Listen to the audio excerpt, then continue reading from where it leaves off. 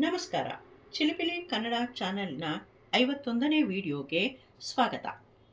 ಈ ಚಾನೆಲ್ನಲ್ಲಿ ಬರುವ ವಿಡಿಯೋಗಳು ಶಾಲೆಯ ಮಕ್ಕಳಿಗೆ ಮತ್ತು ಶಿಕ್ಷಕರಿಗೆ ಮೌಖಿಕ ಪರೀಕ್ಷೆಗಳಿಗೆ, ಪರೀಕ್ಷೆಯ ತಯಾರಿಗೆ, ರಸಪ್ರಶ್ನೆಗಳಿಗೆ, ಪ್ರಾಜೆಕ್ಟ್ ವರ್ಕ್ಗೆ, ಶಾಲೆಯ ವಸ್ತು ಪ್ರದರ್ಶನ ಮುಂತಾದ ಕಾರ್ಯಕ್ರಮಗಳಿಗೆ ತುಂಬ ಉಪಯುಕ್ತವಾಗಿದೆ.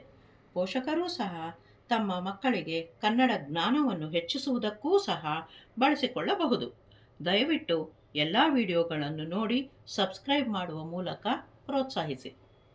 ಇಂದಿನ ವಿಡಿಯೋದಲ್ಲಿ ಒತ್ತಕ್ಷರಗಳನ್ನು ಬಳಸಿರುವ ಪದಗಳನ್ನು ಹೇಗೆ ಕಲಿಸಬಹುದು ಎಂಬುದನ್ನು ವಿಭಿನ್ನ ರೀತಿಯಲ್ಲಿ ತೋರಿಸಲಾಗಿದೆ.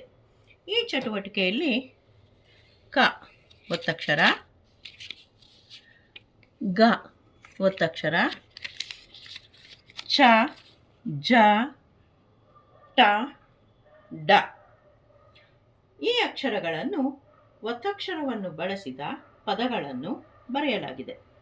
ಮಕ್ಕಳು ಒಂದೊಂದೇ ಪದವನ್ನು ಓದುತ್ತಾ ಹೋಗಬೇಕು ಹಾಗೂ ಒತ್ತಕ್ಷರವನ್ನು ಎಲ್ಲಿ ಬಳಸಲಾಗಿದೆ ಎಂಬುದನ್ನು ಗಮನಿಸಬೇಕು. ಉದಾಹರಣೆಗೆ ಅಕ್ಕ, ರೆಕ್ಕೆ, ಪುಕ್ಕ, ಪಕ್ಕ. ಅದೇ ರೀತಿ ಡ ಒತ್ತಕ್ಷರವನ್ನು ನೋಡಿದರೆ ಅಡ್ಡ, ಒಡ್ಡು, ಕಡ್ಡಿ, ಗಡ್ಡ. ಹೀಗೆ ಮಕ್ಕಳು ಓದುತ್ತಾ ಹೋಗಬೇಕು. ಈ ರೀತಿ ಮಕ್ಕಳಿಗೆ ಓದುವಂತೆ ಹೇಳಬೇಕು. ಒತ್ತಕ್ಷರಗಳನ್ನು ಈ ರೀತಿ ಚಟುವಟಿಕೆಯ ಮೂಲಕ ವಿಭಿನ್ನ ರೀತಿಯಲ್ಲಿ ಹೇಳಿಕೊಟ್ಟಾಗ ಆಸಕ್ತಿಯಿಂದ ಕಲಿಯುತ್ತಾರೆ ಮತ್ತು ಜ್ಞಾಪಕದಲ್ಲಿ ಇಟ್ಟುಕೊಳ್ಳುತ್ತಾರೆ. ವಂದನೆಗಳು.